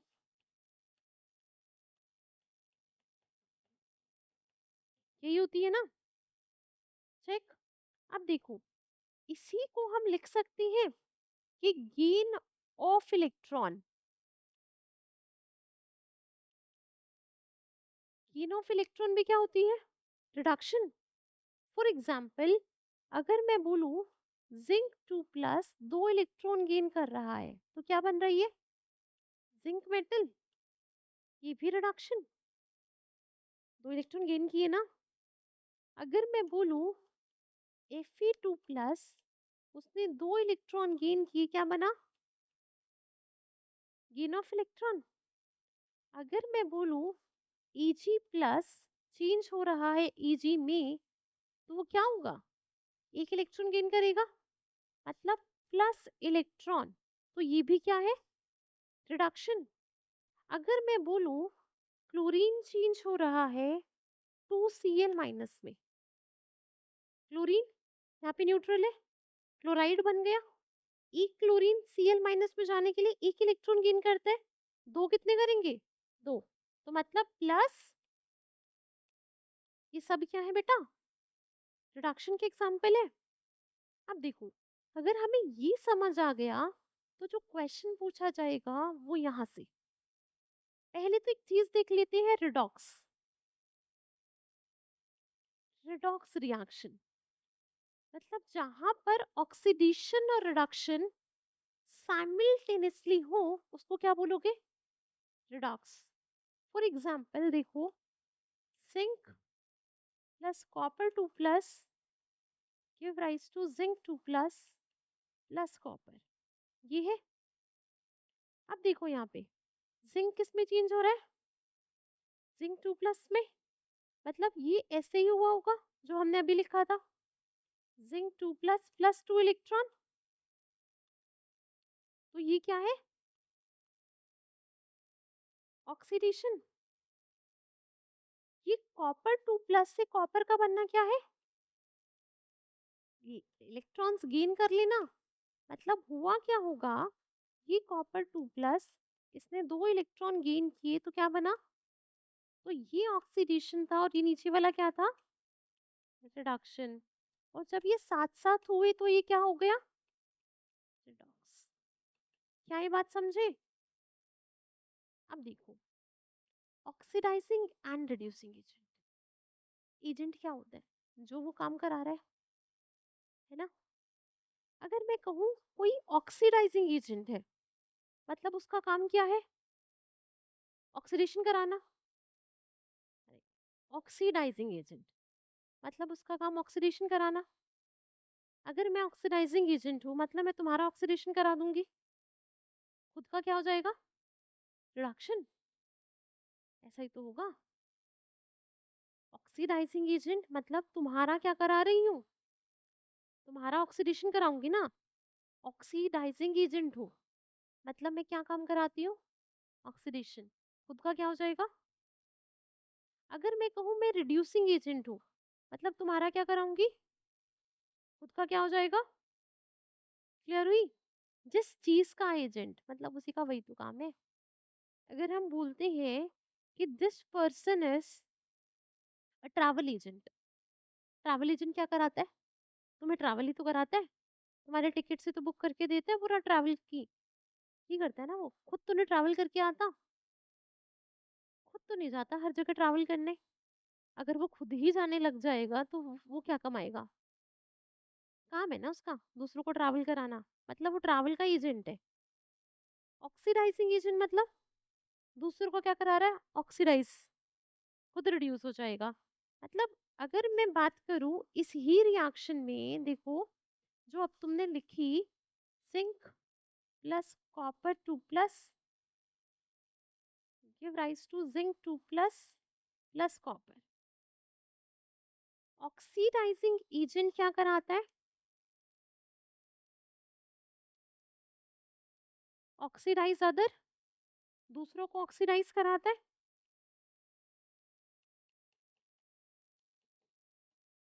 एंड खुद क्या हो जाता है? And itself gate reduced. अब मुझे जरा ये बताना इसमें कौन ऑक्सीडाइजिंग एजेंट है? कॉपर 2 प्लस जिंक का क्या करा रहा है? ऑक्सीडेशन। ये करा रहा है ना, मतलब ये क्या हो गया? Oxidising agent. खुद क्या हो गया है? रिड्यूस। तो रिड्यूसिंग एजेंट क्या होता है? रिड्यूसिंग एजेंट क्या होता है? विच रिड्यूसेस अदर एंड खुद क्या हो जाते हैं?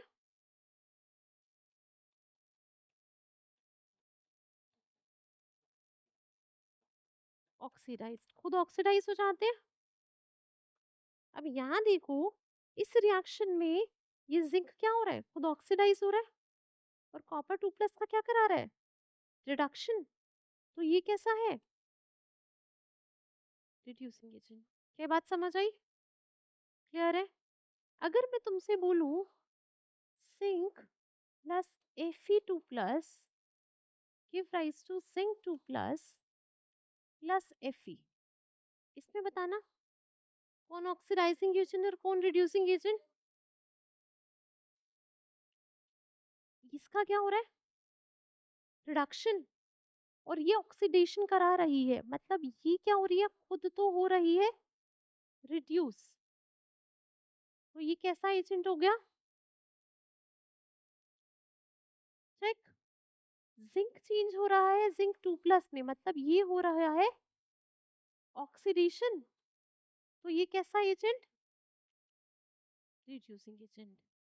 तो पहचान लेंगे रिएक्शन में कि ऑक्सीडाइजिंग एजेंट कौन सा है, रिड्यूसिंग एजेंट कौन सा है। कर लेंगे सारे एग्जांपल्स, क्लियर है। फॉर एग्जांपल अगर तुमसे दिया जाए कि आपके पास है,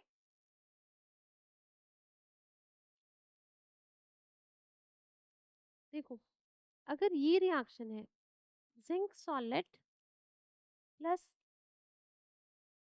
Eg2SO4, क्या बन रहा है, जिंक सल्फेट प्लस Eg।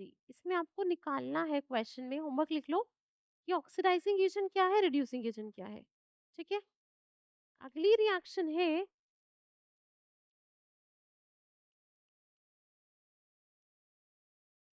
बता पाओगे ना, इसको होमवर्क नोट कर लेना।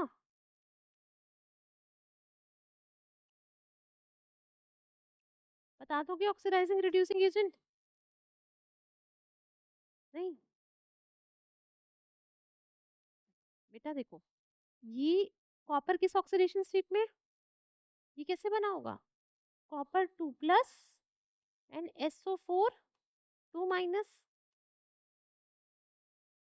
मतलब कॉपर किस स्टेट में है, +2। यही तो है कॉपर 0 में। ये रिएक्शन क्या हो रही है कि कॉपर 2 प्लस 2 इलेक्ट्रॉन गेन करके किस में चेंज हो रहा है, कॉपर में। तो मतलब ये क्या है, ये रिडक्शन है। और ये क्या है, 0 से आयरन किस में है, यहाँ पे +2 में। तो ये क्या है, ऑक्सीडेशन। क्या अब बता दोगे, अब तो हो गया। इसका ऑक्सीडेशन हो रहा है, मतलब ये रिडक्शन करा रही है, ये रिड्यूसिंग एजेंट। ये क्या, ऑक्सीडाइजिंग एजेंट कॉपर सल्फेट। कर लेंगे ऐसे क्वेश्चंस अगर आएंगे तो, डन। देखिए the next one is exothermic and endothermic reactions. हमने लास्ट क्लास में पढ़ लिया था वैसे इसके बारे में, बस एक आइडिया देना है मुझे एग्जांपल्स से। देखो अगर हम बात करें एक्सोथर्मिक की, वो रिएक्शन जिसमें हीट निकलती है, एंडोथर्मिक वो रिएक्शन जिसमें हीट एब्जॉर्ब होती है, राइट। अब देखो अगर मैं कहूँ तुमसे फॉर एग्जांपल कंबशन रिएक्शंस, अगर कहीं जैसे मीथेन है, मीथेन का कंबशन हो रहा है ऑक्सीजन की प्रेजेंस में, इससे क्या बनता है, प्रोडक्ट क्या बनते हैं, लास्ट क्लास में लिखवाए थे प्रोडक्ट,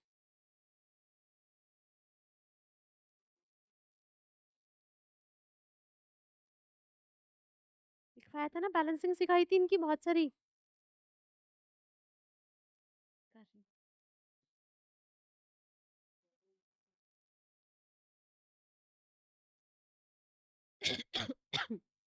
ठीक है, बैलेंसिंग तो आती है, आती है ना। ये जो कंबशन होती है, जो फ्यूल का कंबशन होता है, गाड़ियां चलती है ना, सारे व्हीकल कंबशन से चलते हैं, पेट्रोल कंबस्ट होता है, डीजल, सीएनजी, तो क्या निकलती है, हीट, उसी से तो चलती है फ्यूल की फॉर्म में, इसीलिए तो फ्यूल की फॉर्म में यूज किया जाता है, ऐसा ही तो होता है। तो बेसिकली ये रिएक्शन क्या प्रोड्यूस कर रही होती है, हीट। तो ये कैसी रिएक्शन, एक्सोथर्मिक रिएक्शन, क्लियर है। कोई भी कंबशन रिएक्शन आए, कंबशन रिएक्शंस क्या होती है,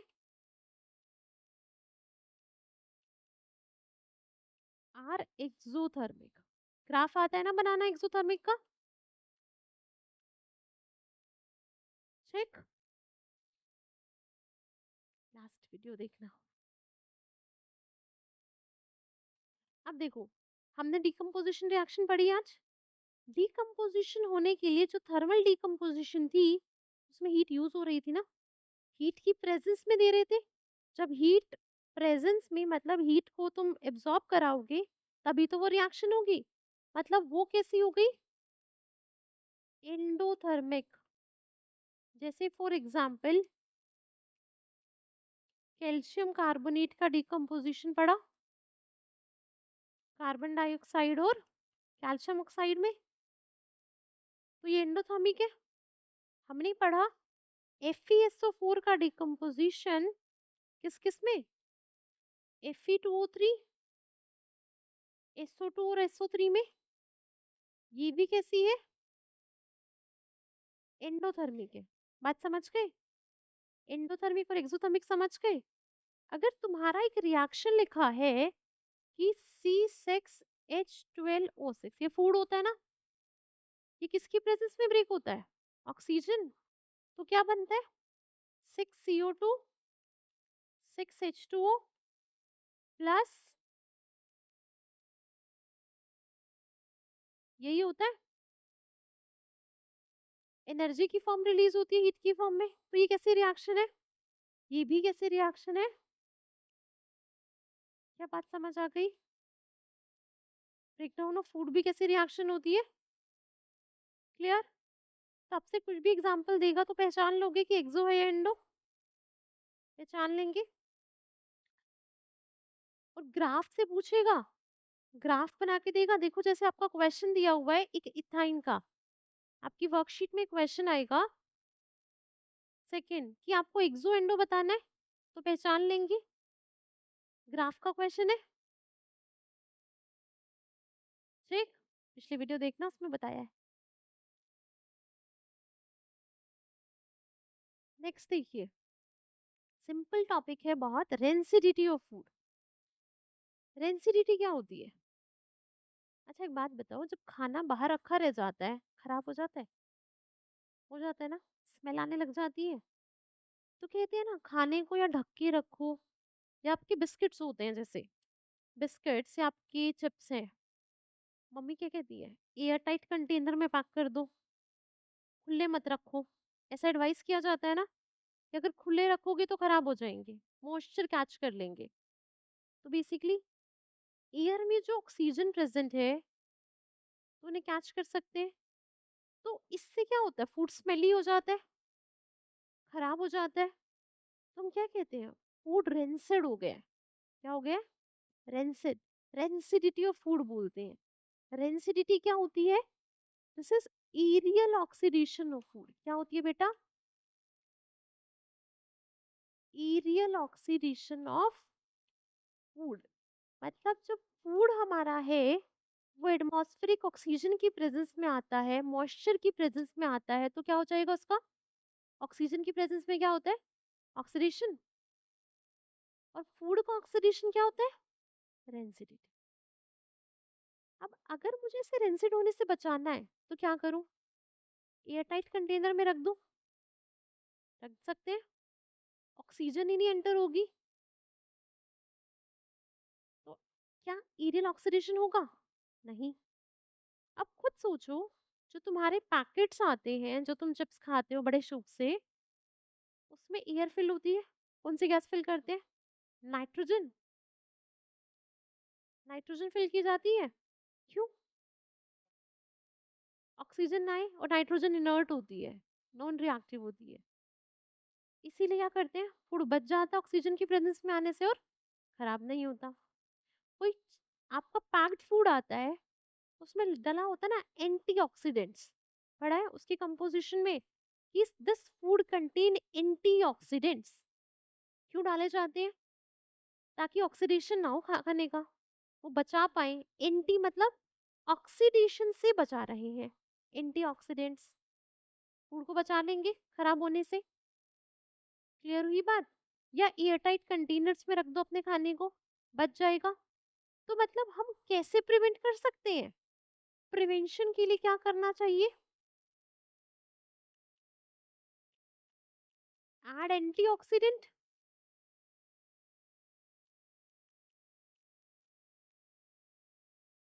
या हम क्या करें बेटा? Airtight container.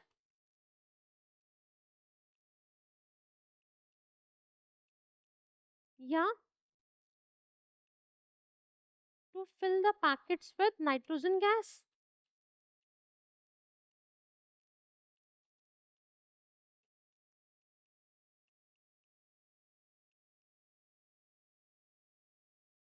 क्या ये बात समझ आई?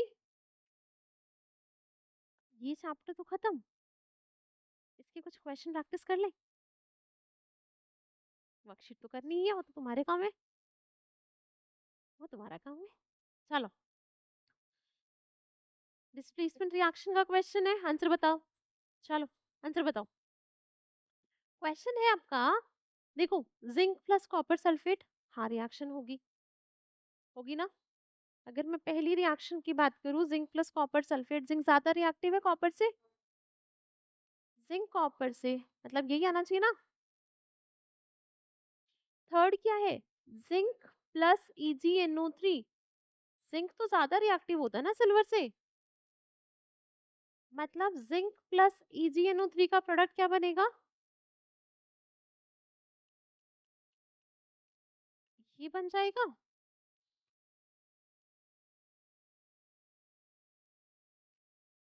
ये प्रोडक्ट आना चाहिए था, ये क्वेश्चन आ चुका है। इससे बहुत इजी क्वेश्चन आते हैं, समझ जाओगे, कर लोगे ना, कि ये रिएक्शन होगी, ये रिएक्शन होगी, ये होगा इसका product, zinc nitrate plus silver. Clear है? ओलंपियाड की क्वेश्चन है ये, देखो, पढ़ो question. When what will happen if a copper piece is dipped in a aqueous solution of silver nitrate for some time? क्या कहा? कॉपर को डिप किया किसमें? सिल्वर नाइट्रेट में। अभी तो लिखी EgNO3, क्या बनेगा? Copper nitrate.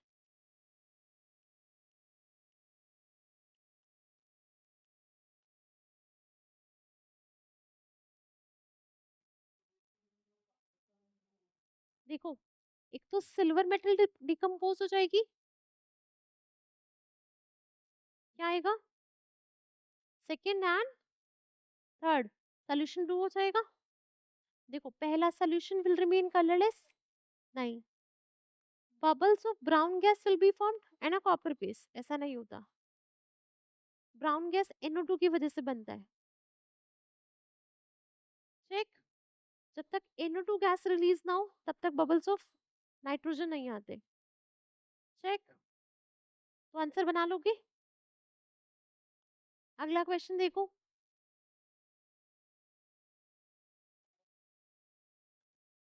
अच्छा, डाइवेलेंट होता है जिनकी वैलेंसी 2 होती है, जैसे E2+, B2+, जैसे Mg2+, ये 2 इलेक्ट्रॉन देने की कैपेसिटी रखते हैं, मतलब वैलेंसी 2 है। क्वेश्चन है EBCD या डाइवेलेंट मेटल। चेक, अब इनने इसकी रिएक्शन दे रखी है। अब देखो, पहला रिएक्शन कहता है ESO4 प्लस बी, मतलब नो रिएक्शन। इसका मीनिंग क्या है बेटा? ESO4 प्लस बी, कोई रिएक्शन नहीं हुई। इसका मीनिंग क्या है कि बी ज्यादा रिएक्टिव है किससे? ऐसा ही तो है, बी ज्यादा रिएक्ट, सॉरी, आपका जो है ESO4 प्लस बी का मीनिंग क्या है? इसका मीनिंग क्या हो गया? बी जो है ई को डिस्प्लेस नहीं कर सकता, बी अगर ई को डिस्प्लेस नहीं कर सकता मतलब ई ज्यादा रिएक्टिव है बी से, यही होगा। यहाँ पे ई, सी जो है ई को डिस्प्लेस कर रहा है, मतलब सी ज्यादा रिएक्टिव है ए से। सेकंड से ये कंक्लूजन आ गया। थर्ड से क्या कंक्लूजन आया बताना? बी ज्यादा रिएक्टिव है डी से, यही तो कंक्लूजन आया, मतलब डी जो है बी को डिस्प्लेस नहीं कर सकता। बी, डी अगर बी को डिस्प्लेस नहीं कर सकता मतलब बी ज्यादा रिएक्टिव होगा डी से। अब हमें क्या निकालना है? Decreasing order. आंसर क्या आया? ए। अच्छा, चलो देखते हैं। देखो सबसे कम रिएक्टिव क्या क्या हो गया, डी। उसके बाद डी के बाद क्या है, बी। फिर सी जो है ई से भी रिएक्टिव है, और ई बी से रिएक्टिव है, और बी डी से। सी ए बी डी, तो यही तो हो गया। कर लेंगे, आंसर क्या आया, सी ए बी डी। बहुत आसान है ना। करो क्वेश्चन, एक सेकंड बस, एक सेकंड।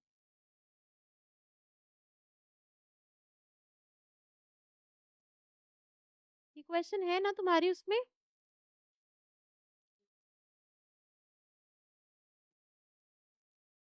हो जाएगा।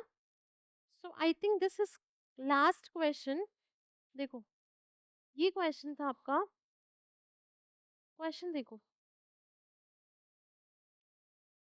कहता है the white solid compound E decomposes quite easily on heating in the presence of black substance X to form B and C.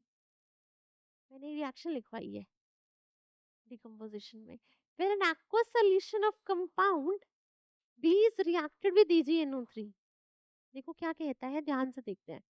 E decompose होता है किस किस में, B प्लस C में। C क्या है, गैस है, चेक।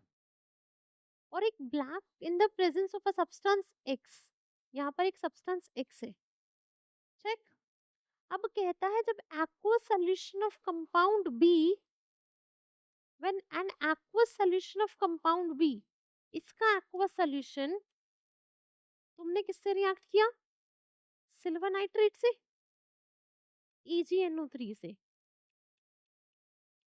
क्या बना बेटा, white precipitate of silver chloride, मतलब EgCl प्लस हमारा क्या बनेगा, कोई NaNO3 के प्रेसिपिटेट या KNO3 के, KNO3 ऐसा बन सकता है, आइदर दिस, ठीक।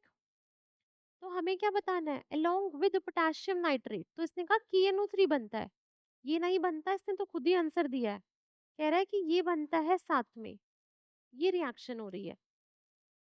अब देखो बी क्या होगा, बी देखो KCl होगा, बी जो है हमारा वो होगा KCl, ये एक्वा सोल्यूशन, बी क्या है, KCl है, चेक। तो हमें डिकम्पोजिशन बतानी है, बी तो हमारा मिल गया KCl, मतलब या ये या ये। अब इसका डिकम्पोजिशन देख लो क्या बनाता है, देखो देखो नोटबुक देखो, KClO3 का डिकम्पोजिशन क्या बना रहा है, देखो KClO3 का जब डिकम्पोजिशन होता है क्या बनता है, KCl प्लस, ये बन रहा है, इजी है ना, थोड़ा सा दिमाग लगाना है, थोड़ा सा। आंसर क्या आएगा,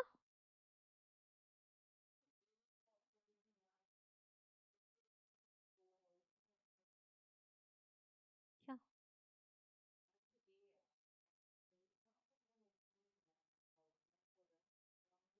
हाँ ये हो सकता है ना, अगर कोई सोचे कि KClO3 टूट के क्लोरीन देगा,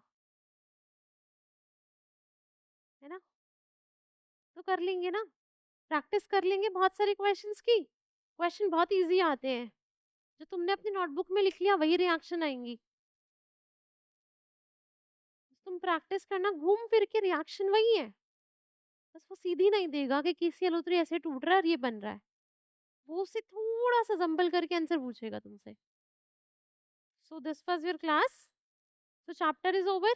अब प्रैक्टिस करनी है इस चैप्टर की भर के, कि इसके क्वेश्चंस लगा लेने हैं, ठीक है। जो वर्कशीट दी है दोनों वर्कशीट कंप्लीट कर लेनी है,